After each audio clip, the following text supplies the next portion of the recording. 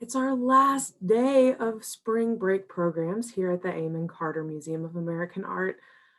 Oh my goodness. Have you had a good week so far? I certainly hope so. I know I have. And I've enjoyed looking at all kinds of artwork with you this week.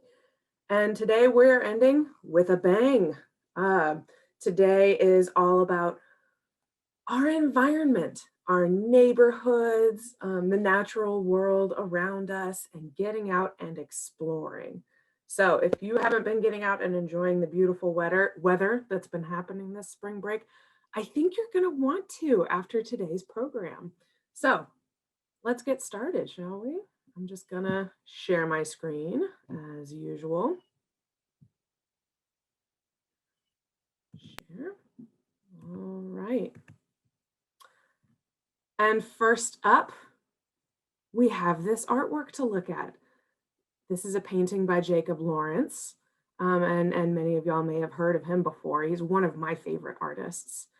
And as usual, we're just going to pause and take a look and really take it all in. We are looking at a painting that's made on paper, and the artist used some watercolor and some tempera paint. And we look like we're in a city, looking at a sidewalk, and then into a building that says Church of God. There's an abstract blue, yellow, white, and black and red painting kind of on the wall, the front wall uh, of that. It almost looks like a window, but maybe it's a painting.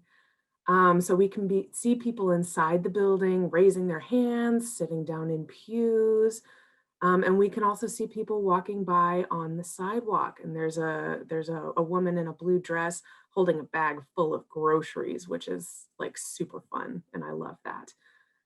Um, so I want us, while we're looking at this artwork, to think about what you would hear if this was your neighborhood and you were walking on by. What would you hear? I'd love to hear your responses in the comments. I'm going to make some suggestions of things that I think I might hear. I might hear that woman's high heel shoes click clacking on the pavement, kind of a click clack sound.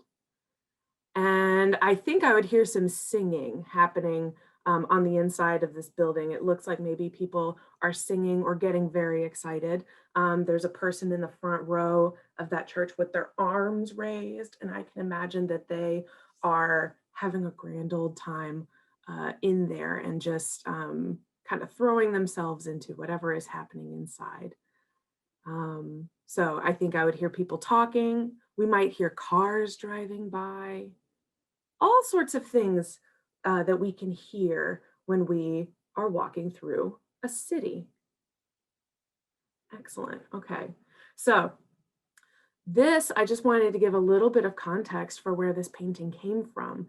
Jacob Lawrence was a painter, of course, in New York City, and he made lots and lots of paintings during a period of time called the Great Migration, when Black Americans were moving from the rural South into the North, the West, and the Midwest.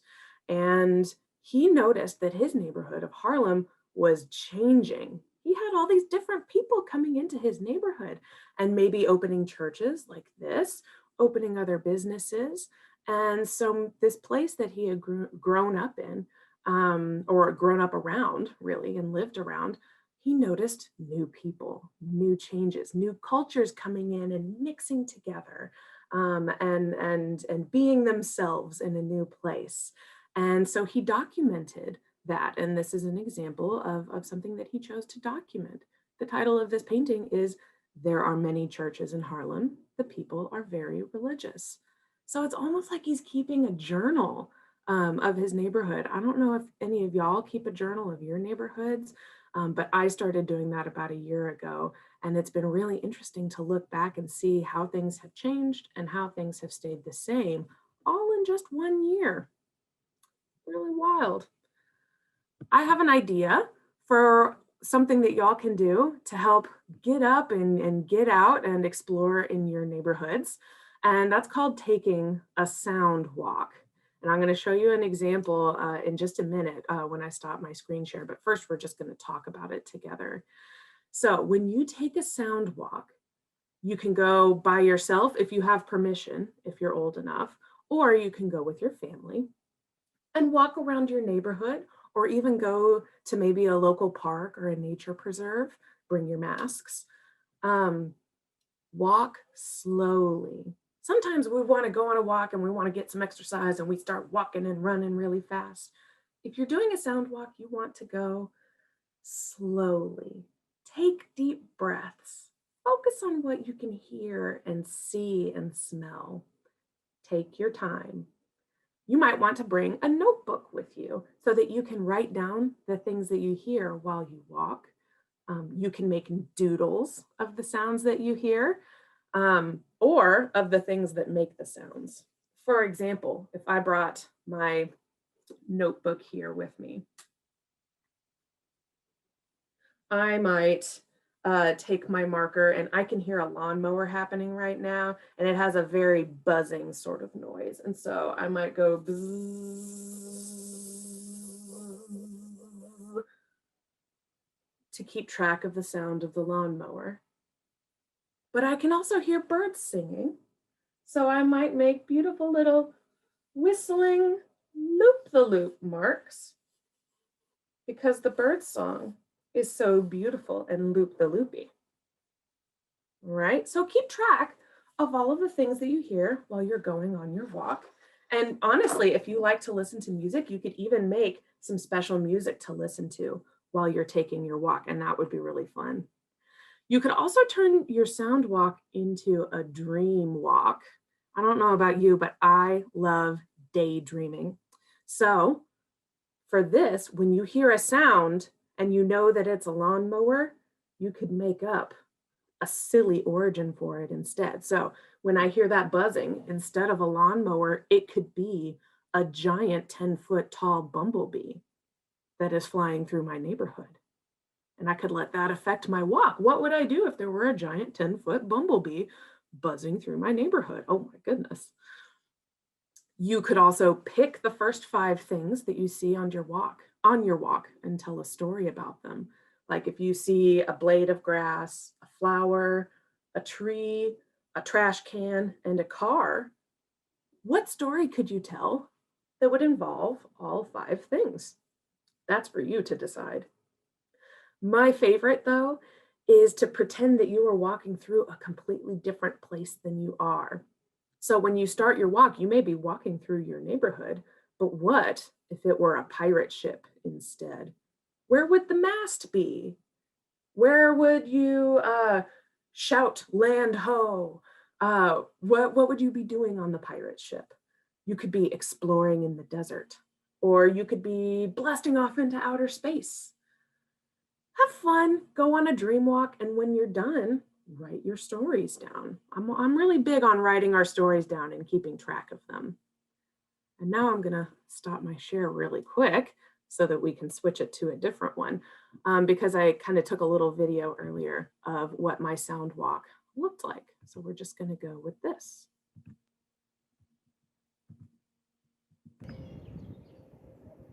We are outside my house and we're just gonna do a little listening. We don't even need to go on a walk to do some listening. I can hear some birds. I can hear a plane in the sky. I can hear my feet in the grass. Someone is using a lawnmower.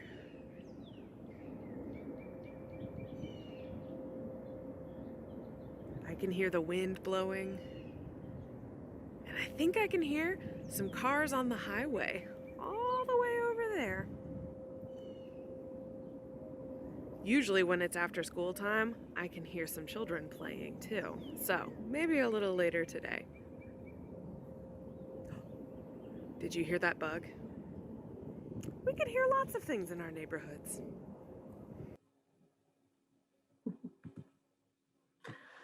So I mentioned in that video that sometimes I can hear the neighborhood children playing, and something that I grew up playing and that I can hear them playing in my neighborhood is clapping games. You know, and clapping games have been around for a long, long time. I don't know if any of you have played Ms. Mary Mac before. That's a really popular one. But today we're going to do a tricky one. Okay. I'm going to challenge you a little bit. I'm going to challenge myself a little bit. This is a game that you can practice and practice and practice, and it would be really fun to do when you need to get some wiggles out of your fingers in the last few days of spring break, right?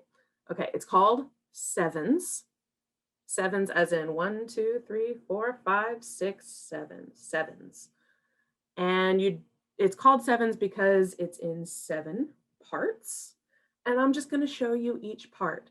You may not be able to pick it up with me right now today in our video, but if you go back to our the spring break blog that we posted on our website, there's a video by the really wonderful, oh goodness, what's her name? Yes, Jazzy Ash on YouTube, and she will teach you how to do it really, really well, and then you can impress all of your friends, okay? Because it's kind of tricky.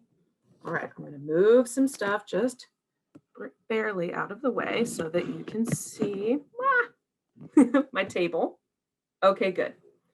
So, are you ready? The first phase is that we're just going to bang on the table 7 times.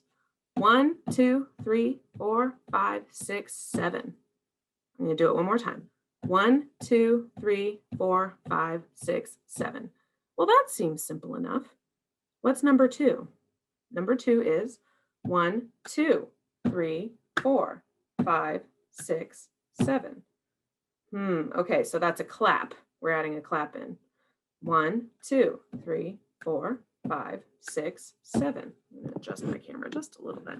There we go. Now we're going to get even trickier. 1, 2, 3. Got to add a snap. 4, 5, 6, 7.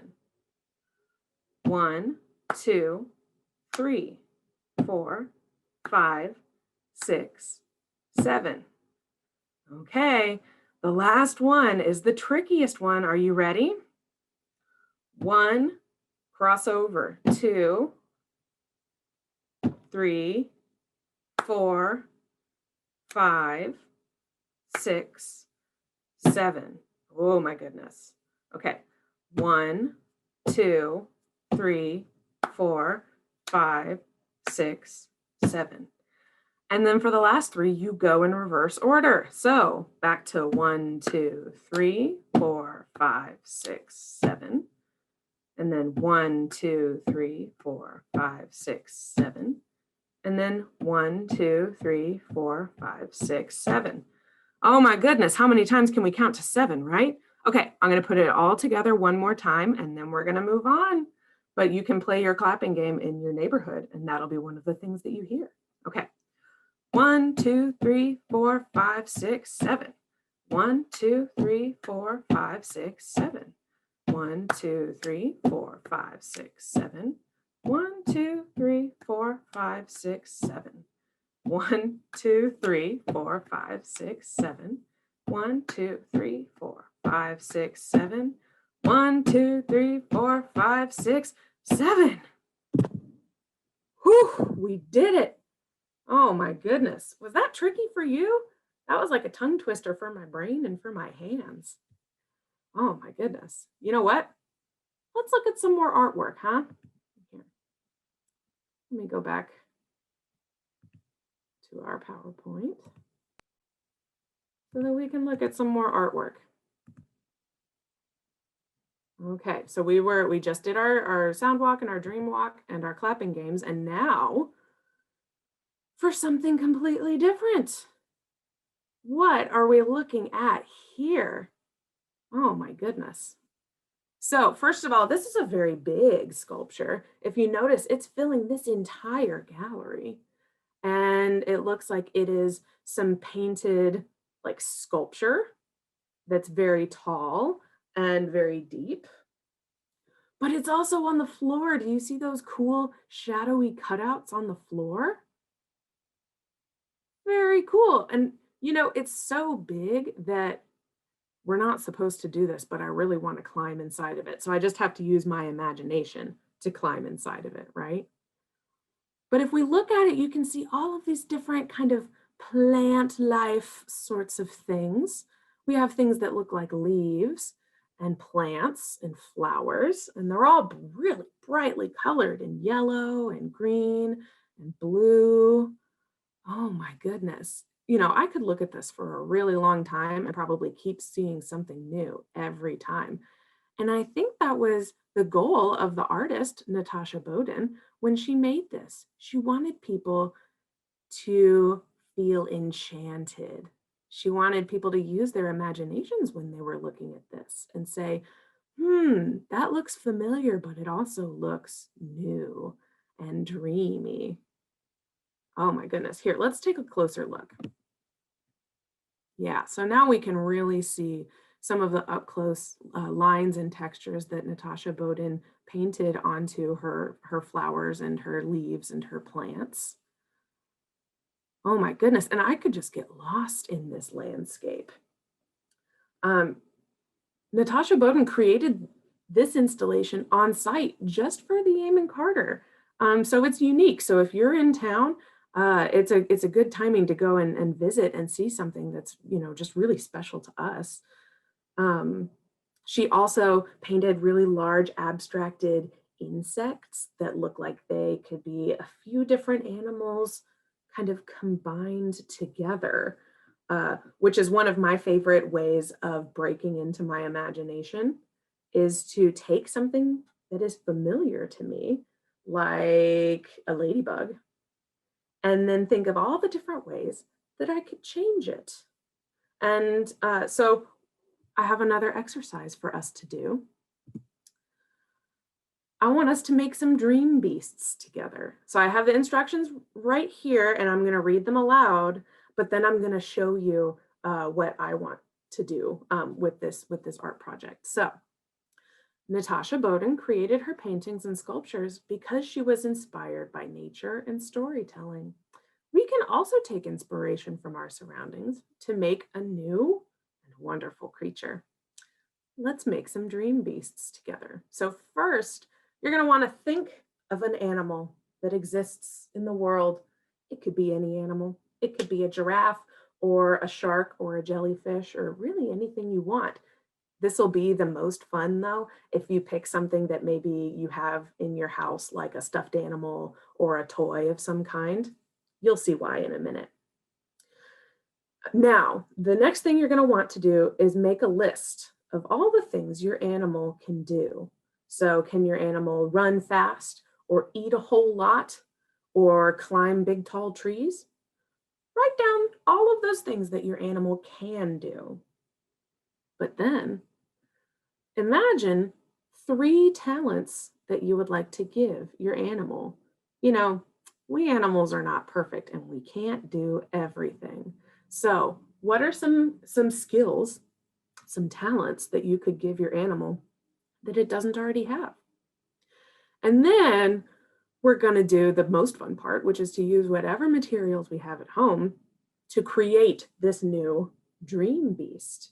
This one kind of animal that is special in new and different ways.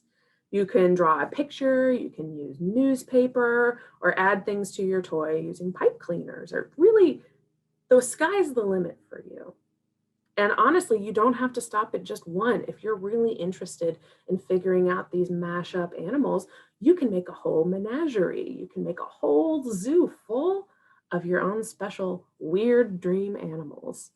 What's the strangest beast you can make? So I'm going to stop my share really quick so that you can see kind of an example of what I'm talking about. So I want to introduce you to one of my very good friends. Her name is Candace, and she is hungry. Well, she is always hungry, but this is Candace, the crocodile. Hungry.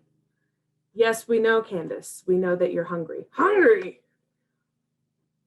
You may have noticed that Candace's vocabulary is a little bit limited, but you know, that's okay because she has lots of things that make her special. All right, so here is Candace. Hungry. Yeah. Okay, so I'm gonna put Candace to the side so that I can get out my notebook and we can write down some of her skills together, okay? So I think that one of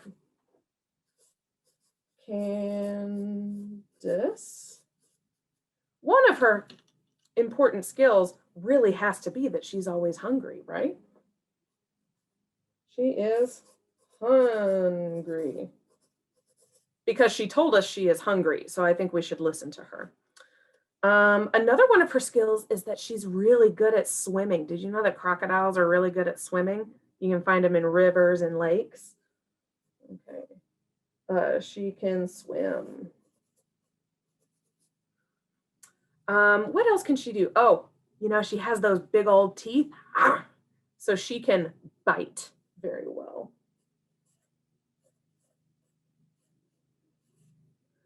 Let's see. And one more skill that she has. Did you notice her big long tail? She is good at swinging her tail. Tail, swing. So Candace is good at being hungry. She's good at swimming.